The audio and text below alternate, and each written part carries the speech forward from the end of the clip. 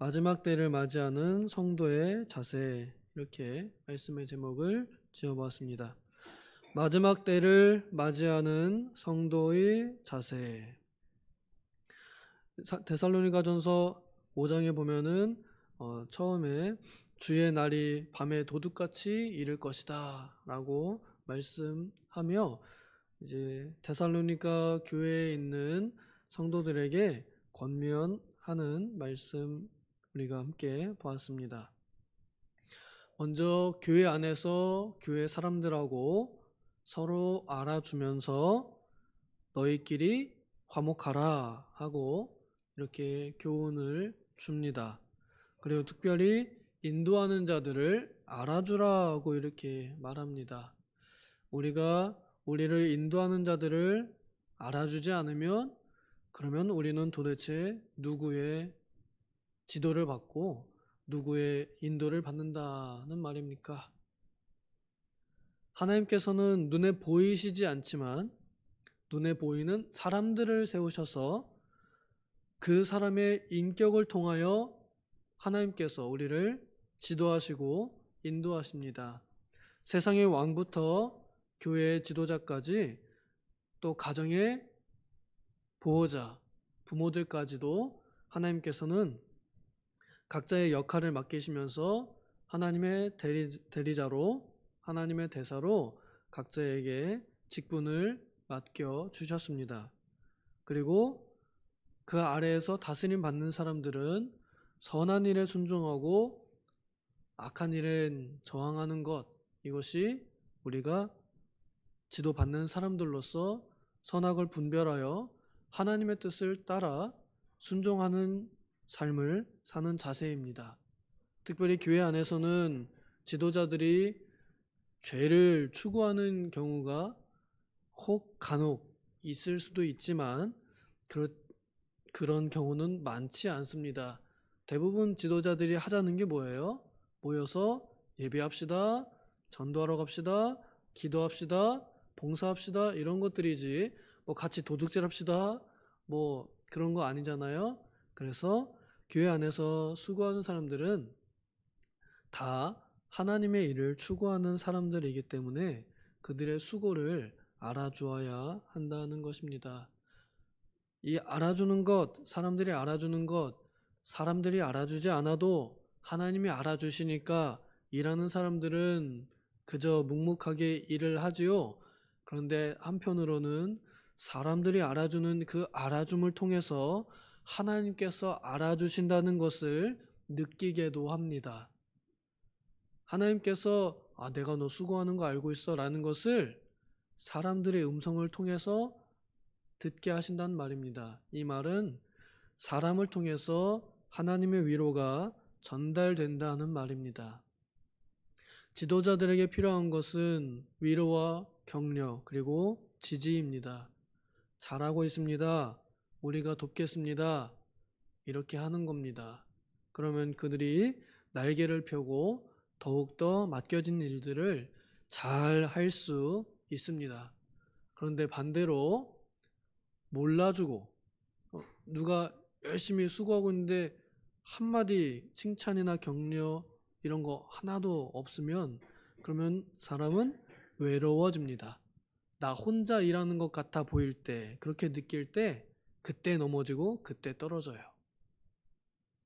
그때 옆에서 같이 붙들어주고 같이 잡아준다면 그러면 하나님의 일은 더욱더 활기를 띠게 될 것입니다.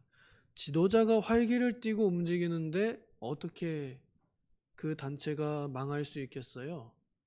어떻게 그 다음 사람들이 안 따라올 수 있겠어요? 근데 지도자가 거꾸러져 가지고 나자빠져 있으면 어떻게 해요? 다 같이 가라앉는 겁니다. 배를 타고 항해를 하는데 선장이 나는 이제 더 이상 선장질 못 해먹겠다 이러고 키를 놔버리면 어떻게 됩니까? 배가 어디로든 가겠죠? 근데 본인들이 원하는 대로 어디든 가지 못할 것입니다. 그럼 결국엔 목적지에 못 간다는 말입니다. 항해하기 시작할 때는 우리가 어디까지 가자 이러고 출발하는데 도중에 그냥 아무 데나 가는 겁니다. 우리가 교회라는 모임이 함께 하나의 생명선으로 출항했다 그러면 그 목적지는 언제나 우리 구주 예수 그리스도께서 명하신 곳, 그곳으로 가는 목적을 가지고 있고, 또 그 길은 생명의 길이기 때문에 우리는 목적 없는 배가 아니라, 또 괜히 노젓는 사람들이 아니라 분명한 목적과 이유를 가진 사람들입니다. 그런데 우리끼리 화목하지 않으면, 선원들끼리 화목하지 않으면, 그러면 그 배는 사람을 살리는 배가 아니라 사람을 죽여가는 배가 되겠죠. 죽음으로 인도하고 죽음이 난무하는 배가 되겠죠. 교회가 마치 그런 생명선과 같다 하는 것입니다. 생명의 배와 같다 하는 것입니다. 우리 교회가 이들의 역사로 인해서 사랑 안에서 가장 귀히 여기는 그런 교회가 되면 좋겠습니다. 우리 이제 연말 되어서 또 내년 임원들, 지도자들이 세워질 텐데 그들을 가장 귀하게 여기는 마음으로 투표를 하는 것이고, 또 지지해 주는 것이고, 그리고 이제 내려놓는 분들에게는 그동안 고생 많으셨습니다 하고 격려해 주고 위로해 주는 것, 이것이 우리가 너희끼리 화목하라, 우리들끼리 화목의 손을 꽉 붙잡아 주는 방법이지요. 드디어 떨어뜨렸다. 드디어 낙선시켰다. 드디어 이제는 내려놓게 만들었다. 성공했다. 이런 마음 가지면 안 됩니다. 그동안 고생 참 많으셨습니다. 덕분에 여기까지 왔습니다. 덕분에 즐거웠습니다. 이런 말들로 수고하는 사람들의 수고를 알아주는 것이 또한 우리끼리 화목할 수 있는 방법입니다. 그 다음에는 게으른 자들을 권계하고 마음이 약한 자들을 격려하고 힘이 없는 자들을 붙들어주며 모든 사람에게 오래 참으라. 이 한마디를 기록했는데요. 이 한마디가 우리 삶에 내가 어떻게 해야 하는가, 어떤 삶을 살아야 하는가, 어떤 생활을 해야 하는가 하는 것을 요약해 주는 것 같습니다. 여기 말하는 게으른 자들은요, 직분을 맡았는데 일하지 않는 사람들을 말해요. 봉사를 맡았는데 봉사를 잘 안 하는 사람들을 말합니다. 그런 사람들을 어떻게 하라고요? 권계하라고, 권면하라고, 혹은 훈계하라고, 윗사람으로서는 감독하고 옆사람으로서는 같이 하자고 권면하고, 아랫사람으로서는 기도해 주면서 일할 수 있도록 권면하는 겁니다. 일할 수 있도록 함께 가자고 외치는 것, 말하는 것, 끌어주는 것, 당겨주는 것, 밀어주는 것입니다. 일 안 하는 사람들 비방하라고 하지 않았습니다. 쟤는 왜 일하지 않지? 쟤는 왜 봉사하지 않지? 쟤는 권사라며? 저 사람 직분자인데 왜 일하지 않지? 가가지고 너는 왜 그러고도 네가 권사냐? 네가 그러고도, 이런 식으로 하는 거는 성경이 명하는 좋은 방법이 아닙니다. 우리 모두에게 다 게으름이 있습니다. 그러지 않나요? 다 그 정도의 차이가 있을 뿐이죠. 같은 마음으로 대해주는 것입니다. 나도 일하기 싫을 때 누군가가 와가지고 네 꼬라지가 왜 그 모양이냐 그러면은 어때요? 그럼 내가 정신 차리려 일해야지 이래요? 나는 원래 꼬라지가 이러니까 안 해야지. 더 안 하게 됩니다. 이런 사람들을 대해서 우리는 지혜롭게 그 마음을 헤아려서 권계하되 내 마음인 것처럼 해줘야 됩니다. 내가 게으를 때 어떠한가 하는 것입니다. 또한 약한 자들을 격려하라고, 너무나 당연한 이야기지요. 그런데 보통 우리는 약한 사람들이 있으면은 어떻게 하냐면은 왜 그러고 사냐? 너는 왜 그렇게 약하냐? 보통 이래요. 넌 왜 그렇게 약하냐? 넌 왜 그렇게 돈이 없냐? 넌 왜 그렇게 힘이 없냐? 넌 왜 그렇게 아프냐? 넌 왜 그러냐? 이렇게 말합니다. 그럼 반대로 나는 왜 그런데요? 나도 약한 면이 있지 않나요? 내가 약한 면이 있을 때 다른 사람들이 나의 약함을 약점으로 잡고 흠잡아서 꼬집고 비틀고 찌르고, 내가 그렇게 당하기 싫으면서 나는 어떻게 해요? 나는 그렇게 합니다. 우리는 보통 그러지 않나요? 그런 일은 이제 더 이상 하지 않고 격려하는 일, 너무나 당연한 일인데 우리는 격려하기보다 공격할 때가 참 많은 것 같습니다. 약한 자들의 그 약함을 본인이 스스로 원해서 약함을 가진 사람들은 많지 않을 겁니다. 다 내가 원하지 않았는데 세월이 흘러가니까 갑자기 없던 병이 생기거나, 내가 원하지 않았는데 갑자기 사고가 나거나, 내가 자식들이 그렇게 되리라고 원하지 않았는데 자녀들이 원하지 않는 안타까운 상황에 처한다거나, 내 잘못 아니잖아요? 내 잘못인가요? 그런 일을 당했을 때, 그래서 마음이 아파했을 때, 몸이 아파했을 때, 그런 사람들에게 가서 네 잘못 아니라고, 너는 할 만큼 했다고, 당신은 지금 잘 버티고 있다고 격려해 주는 거, 그거 뭐 돈 드나요? 그거 뭐 나한테 큰 손해가 되나요? 근데 말하지 않으면 그 사람은 죽어갑니다. 그렇게 격려하지 않으면 그 사람은 약해져 갑니다. 하나님께서는 사람의 모양으로 이 땅에 오셔서 약한 자들을 돌보시고 부르시고 강하게 하시고 고치시고 이끌어 주셨습니다. 또한 마찬가지로 오늘날 작은 예수로 사는 우리들의 이 모습, 우리들의 모습을 통해서 약한 자들을 세우시기를 원하십니다. 힘이 없는 자들을 붙들어 주라고 했습니다. 힘이 없는 자들을 붙들어 주라고 했는데 우리는 힘이 없는 자들의 힘을 더 빼앗을 때가 많고 힘을 더 뺄 때가 많습니다. 특히 인도하는 사람들 앞에서 막 이렇게 합시다 저렇게 하고 합시다 이러는데 저기서 아이 그 못하라고 그렇게 합니까? 이러면 어때요? 힘이 쫙 빠집니다. 당해보신 분들은 알 거예요. 아 이렇게 합시다 저렇게 합시다 그러는데 아 그거 꼭 해야 됩니까? 이러면은 그래나? 이러면서 힘이 쫙 빠집니다. 그래서 아무 일도 하기 싫어집니다. 근데 해봅시다 합시다 이러면 어때요? 내가 자신이 없더라도 같이 하자고 하면 힘이 나요. 우리 교회 어딘가 또 보수하고 고쳐야 되겠죠? 고칩시다 이러는데 아이 이제 우리 다 늙어가지고 힘이 없어요. 이러면은 아 그래 나도 늙어가는데 뭐 힘이 없지 이럴 수 있어요. 근데 아 나는 늙었지만 그래도 마지막으로 삼손처럼 이번 나로 강하게 하사 내가 한번 해보겠습니다. 이런 사람들로 하나 둘씩 일어나기 시작한다면 그러면 앞에서 말하는 사람의 힘이 날 거죠. 그러면 하나님의 일이 될 겁니다. 힘이 없는 자들을 붙들어주지 않으면 그 사람은 넘어지게 되어 있습니다. 그러니까 지금 여기서 말하는 게 뭐냐면요.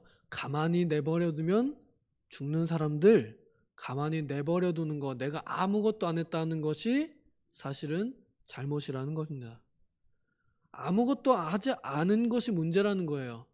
적극적으로 다가가고 적극적으로 잡아주지 않는 게 그게 문제라는 거예요. 우리는 아무것도 안 하면 그냥 아무것도 아닌 상태인 줄로, 그러니까 선도 아니고 악도 아닌 줄로 아는데 아무것도 안 하면 그게 악한 거다라는 겁니다. 약한 사람들 보고서 아 약하네, 내가 아무 말 안 했어요. 약한 사람한테 공격 안 했고요. 그 다음에 힘 없는 사람 힘이 없네, 그냥 보기만 했어요. 이거 안 된다는 거예요. 약한 사람 가서 격려해 줘야 되고요. 힘 없는 사람 가서 붙들어 줘야 됩니다. 이게 우리 성도들이 마지막으로 하나님 오시기 전에, 주님 오시기 전에 함께 붙들고 있어야 할 의무라는 것입니다. 그래서 삼가 누가 누구에든지 악을 악으로 갚지 않도록 막아줘야 됩니다. 서로 복수하지 않도록 막아줘야 됩니다. 서로 보복하지 않도록 막아줘야 됩니다. 교회 안에서 특히나 가까우니까 서로의 약점들을 다 알고 있잖아요. 누가 나도 모르게 말실수할 때 있잖아요. 그럼 어때요? 당한 사람은 복수하고 싶지 않겠어요? 그럼 그 사람의 약점, 그 상대방의 약점을 나도 한번 말하고 싶은 마음이 당연히 들 거 아니에요. 그럴 때 그 상황을 눈치채고 아는 사람이 가서 그러지 말라고, 그 사람이 실수한 거라고, 그 실수는 누구나 할 수 있으니까 한 번쯤은 좀 참아보자고. 혹 두 번째 그랬다, 그럼 주님께서 7번까지는 참으라 했으니까 한번 참아보자고 말하면서 복수전이 일어나지 않도록 막는 일, 교회가 전쟁터가 되지 않도록 막는 일, 이 일이 오늘날 교회를 지키는 우리들에게 또한 필요합니다. 항상 선을 추구하라고 교훈합니다. 항상 선을 추구하는 것, 이것이 사랑의 본질입니다. 사랑하는 사람들은 선을 추구하고 진리와 함께 기뻐하게 되어 있습니다. 진리가 무엇입니까? 예수 그리스도이십니다. 내가 곧 길이요 진리요 생명이니. 예수님을 함께 추구하는 것, 예수님의 모습을 함께 닮아가고자 하는 것, 예수님이 계신 곳으로 가고자 하는 것, 그것이 우리가 함께 해야 할 일입니다. 교회라는 이름이 모여서 할 일은 바로 예수를 향해 가는 것입니다. 이것 이외에 다른 행동을 하면 그건 교회가 아니라 친목회입니다. 우리는 친목회보다도 더 강한 선을 추구하는 단체, 교회입니다. 이런 자들이 항상 기뻐하라, 쉬지 말고 기도하라, 범사에 감사하라 하고 하나님께서 말씀하실 때 들리게 되어 있습니다. 예수를 향해 가는 사람들, 선을 추구하는 사람들 항상 기뻐할 수 있습니다. 선을 추구하는 사람들, 기도하지 않으면 선을 추구할 수 없기 때문에 항상 기도하게 되어 있습니다. 혹시 꿈속에서도 기도를 하시나요? 그게 그만큼 내가 그것을 추구하고 있다는 뜻이거든요. 아파트 사고 싶은 사람, 당첨되고 싶은 사람 꿈속에서도 기도할 겁니다. 하나님 주세요. 근데 하나님께서는 꿈속에서도 하는 기도 다 들으십니다. 왜요? 거기서도 내 의지가 발동되거든요. 모든 일에 감사하라 합니다. 모든 일에 감사하기가 얼마나 어려운데요. 그쵸? 가다가 넘어졌어요. 감사가 나와요? 욕이 나와요? 저 같으면 욕이 나와요. 나 평안히 가는 것도 힘들어 죽겠는데, 아니 도와줄 거 아니면은 가만히나 계시지 왜 넘어지게 하셔가지고 피 철철 흘리고 아프게 하십니까? 원망도 하고 그냥 욕을 하는, 그냥 말로 그냥 욕이 막 나올 수 있어요. 그런데 여기에 감사할 수 있는 게 성도의 능력이요, 특권입니다. 안 믿는 사람들은 절대 감사 못합니다. 믿는 사람들이 감사합니다. 예수 믿는 사람들이 감사합니다. 이것이 신비입니다. 이것이 하나님의 능력입니다. 이것이 하나님의 뜻이랍니다. 그러니 우리가 알 수 있는 하나님의 뜻은 이것밖에 없어요. 내가 오른쪽으로 가는 것이 하나님의 뜻인지 왼쪽으로 가는 것이 하나님의 뜻인지 우리는 점쟁이가 아니기 때문에 모릅니다. 하나님의 뜻은 이 세 가지 안에 다 들어있어요. 오른쪽으로 가든 왼쪽으로 가든 기뻐하는 것이고요. 앞으로 가든 뒤로 가든 기도하는 것이고요. 자빠져 있든지 서 있든지 감사하는 것. 이것이 하나님의 뜻입니다. 그것 위에는 우리가 결정하고 선택할 수 있는 그 어떤 것도 없습니다. 우리는 점쟁이가 아니기 때문에 점쟁이도 그 점이 맞지 않습니다. 성령을 소멸하지 말며 우리 안에 하나님 계십니다. 그분이 성령님이십니다. 그럼 그분이 우리와 함께 하실 때 가만히 계시겠어요? 자꾸만 두드리세요. 감동하세요. 야, 너 지금 이거 해야 되지 않냐? 너 이렇게 해야 되지 않냐? 그럽니다. 특히 여기 나온 것들, 마음이 약한 자들 보면 어떻게 돼요? 하나님께서 자꾸 두드리세요. 야, 너도 가서 도와줘야 되지 않냐? 힘없는 사람 보면은 마음에 막 도와줘요. 야, 너 주머니 좀 열어야 되지 않냐? 그러면 어때요? 나는 가만히 있고 싶고 나는 주머니 안 열고 싶은데 성령께서 이기시면 주머니가 열리고 가서 붙들어 주게 되고요. 내가 이기면 어때요? 주머니를 닫고 가만히 있게 되는 겁니다. 누가 이깁니까? 우리는 대부분 내가 이길 때가 많습니다. 이것이 성령을 소멸하는 일이라고 저는 생각합니다. 오늘날 성도들을 통해서 성령의 역사가 많이 일어나지 못하는 이유는 내 안에 내가 너무 강하기 때문에 그러지 않나 생각이 듭니다. 내 안에 내가 힘을 빼고 주님께서 내 안에서 일하시도록 할 때 그때 우리는 성령의 사람이 되리라 믿습니다. 예언을 멸시하지 말고 여러분, 오늘날 우리에게 참 필요한 말씀입니다. 설교를 무시하지 말아야 합니다. 설교가 너무 많은 시대에 살고 있어서 설교를 가볍게 여기는 때가 되어가는 것 같습니다. 특히나 유튜브로 많은 설교들이 우리에게 들어오기 때문에 분별해야 하는데 분별하지 않을 때도 많고, 그리고 들을 때에도 대충 들을 때도 참 많이 있습니다. 하나님의 말씀은 언제나 고귀한데 그 말씀을 대하는 태도가 문제인 것 같습니다. 설교자도 물론 문제이겠지요. 말 표현이나 단어 사용하는 것들 트집 잡고자 하면은 안 잡힐 사람 없을 겁니다. 세상에 완벽한 설교자는 예수님 말고는 없거든요. 그러나 그보다 더 문제인 건 예언을 멸시하는 내 마음 상태, 이것을 잘 붙잡고 마지막 때에 하나님의 말씀을 귀하게 여기는 사람들로 살면 좋겠습니다. 우리는 엊그제군요. 예, 모든 세대가 다 계엄을 겪었다고 합니다. 어지러운 세상이 되었지요. 뭐라 하겠습니까? 좋게 말할 수도 있고 나쁘게 말할 수도 있습니다. 그런데 확실한 건 뭐냐면 전시 상황이라는 건 확실해요. 눈에 보이지 않고 총과 칼을 들지 않았을 뿐 언제나 싸움은 있어 왔습니다. 진리와 비진리의 싸움은 항상 있어 왔고 또 사람들이 욕심으로 다투는 경우도 항상 있어 왔습니다. 우리는 언제나 어지러운 세상 속에 살고 있습니다. 하나님께서는 그 세상 속에서 우리의 거룩함을 지키기를 원하시죠. 오늘 여기 주님께서 오셔서 네 이놈들 하는 그날이 가까워오고 있을 때 어떠한 모습으로 우리의 거룩함을 지키며 살 것이냐라고 가르쳐 줍니다. 하나님께서 하실 것입니다. 하나님께서 지키실 것입니다.